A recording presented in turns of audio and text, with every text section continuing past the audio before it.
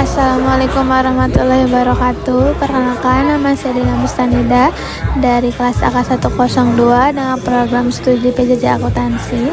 Dalam kesempatan ini saya akan mempresentasikan materi tentang manajemen sumber daya manusia atau MSDM. Materi ini sangat penting karena setiap organisasi, baik perusahaan kecil maupun besar, keberhasilan tidak hanya ditentukan oleh modal dan teknologi, tetapi terutama oleh manusia yang menjalankannya. Oleh karena itu, pengelolaan sumber daya manusia menjadi hal yang sangat strategis.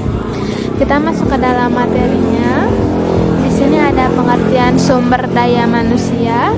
Pada slide ini menjelaskan mengenai apa itu sumber daya manusia atau human rescue.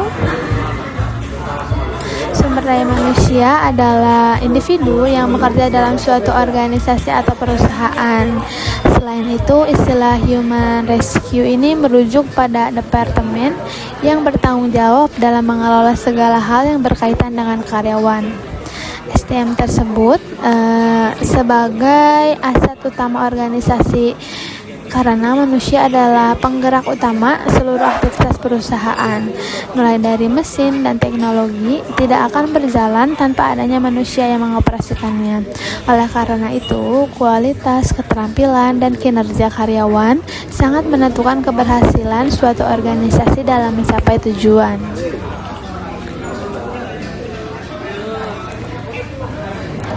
Kita masuk ke dalam pengertian Human Rescue Management atau HRM. Human Rescue Management atau manajemen sumber daya manusia adalah fungsi manajemen yang berkaitan dengan proses pengelolaan tenaga kerja. Dalam teori manajemen ini, MSDM mencakup 4 fungsi utama manajemen, yaitu ada perencanaan, pengorganisasian, pelaksanaan, dan yang terakhir ada pengendalian. Tujuan dari MSDM ini adalah untuk memastikan bahwa tenaga kerja dapat bekerja secara efektif dan efisien, sehingga tujuan organisasi juga dapat tercapai.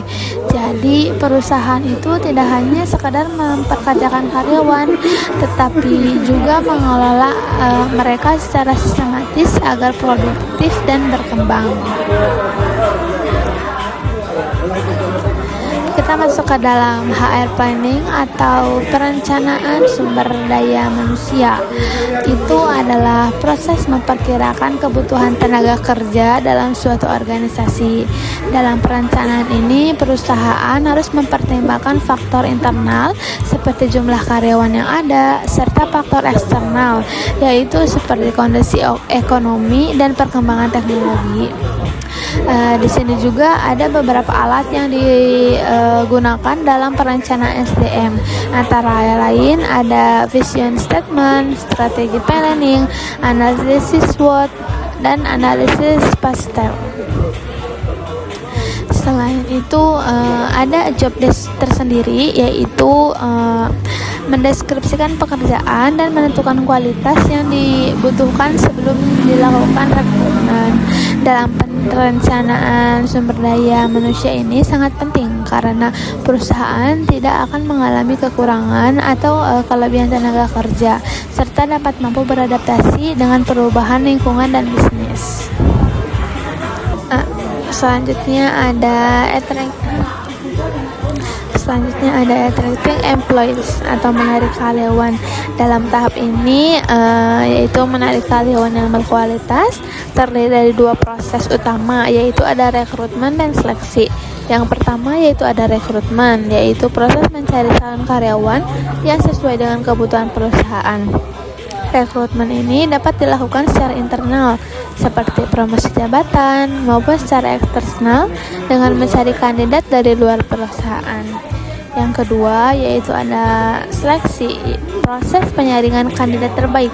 Pada tahapan seleksi ini biasanya meliputi pengisian lamaran, wawancara awal, tes kemampuan, pemeriksaan latar belakang, hingga pemberian penawaran kerja. Proses ini sangat penting untuk memastikan bahwa karyawan yang diterima benar-benar memiliki kompetensi dan sikap yang sesuai dengan kebutuhan organisasi. Selanjutnya yaitu ada deploying employees, yaitu pengembangan karyawan. Jadi setelah diterimanya karyawan, perusahaan perlu mengembangkan kemampuan mereka. Pengembangan karyawan itu bisa meliputi seperti training itu pelatihan untuk meningkatkan performa kerja. Yang kedua yaitu ada deployment, yaitu pengembangan kemampuan jangka panjang. Yang ketiga yaitu ada orientasi, yaitu program pengenalan agar karyawan dapat beradaptasi dengan lingkungan kerja. Yang terakhir yaitu ada performance appraisal, yaitu penilaian kinerja. Pada pengembangan ini penting juga agar karyawan terus berkembang dan mampu untuk mengikuti perubahan zaman serta tuntutan pekerjaan. Selanjutnya yaitu ada performance appraisal, yaitu penilaian kerja. Dalam penilaian kerja ini proses memberikan umpan balik kepada karyawan mengenai hasil pekerjaannya. Tujuan penilaian kinerja ini ada memantau pencapaian organisasi, pengembangan keterampilan karyawan, dan meningkatkan motivasi kerja. Penilaian ini dapat dilakukan oleh berbagai pihak seperti atasan langsung, rekan kerja, bawahan, diri sendiri, pelanggan, atau komite penilaian. Dengan adanya evaluasi yang objektif ini, perusahaan dapat mengetahui karyawan yang berprestasi serta memberikan kualitas yang lebih optimal.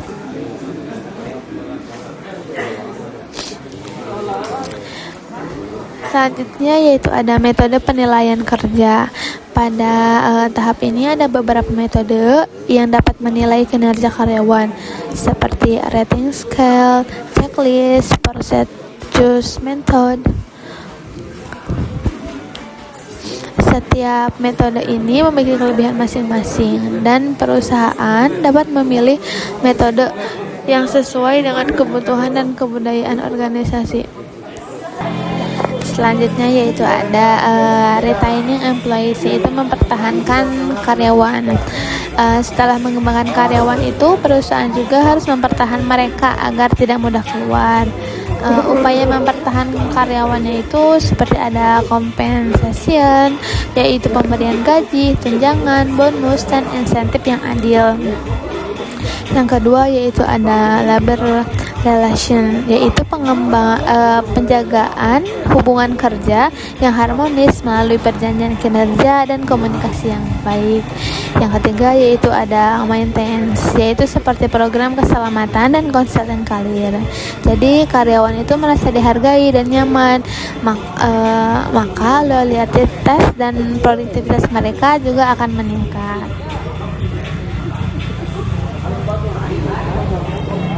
Kita masuk ke dalam tahap terakhir, yaitu ada separation dan kesimpulan. Pada tahap ini separation atau pemisahan karyawan. Pemisahan ini harus dilakukan secara profesional dan didasarkan dengan alasan yang adil agar tidak menimbulkan konflik hukum. Perusahaan juga perlu menyediakan rencana pensiun bagi karyawan yang telah lama mengabdi. Jadi kesimpulannya yaitu sumber daya manusia. Manajemen sumber daya manusia adalah fungsi manajemen yang mengelola tenaga kerja mulai dari perencanaan, rekrutmen, pengembangan, pemeliharaan hingga pemisahan.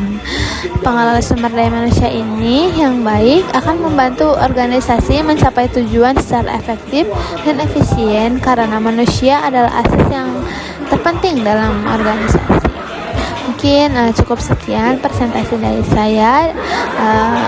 Terima kasih atas perhatian Bapak Ibu. Wassalamualaikum warahmatullahi wabarakatuh.